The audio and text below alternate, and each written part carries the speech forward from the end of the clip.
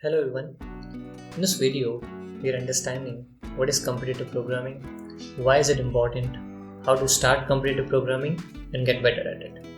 This video is going to be very helpful if you want to start competitive programming or have already started at a beginner level. So let's jump into it. Competitive programming is a mind sport usually held over the internet or a local network, involving participants trying to program according to provided specifications. There are several organizations that host programming competitions on a regular basis, such as Codeforces, CodeChef, HackerRunner, etc. Competitive programming is recognized and supported by several MNCs, such as Google, Facebook, etc. Competitive programming is important because it prepares you for a technical interview, helps you solve complicated problems and makes you more focused, keeps your brain sharp, and is fun. So if you are aspiring to get a job in a software industry, it is the most efficient way to succeed.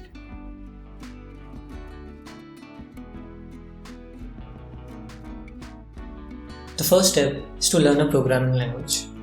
So most popular languages in competitive programming are C++, Java and Python.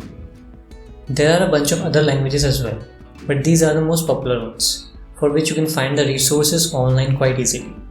So preferably, you should choose any one of these. The next step is to understand data structures and algorithms, and how to write these data structures and algorithms in that particular language. To get started, you should at least know about a few basic data structures and algorithms such as arrays, strings, searching, etc.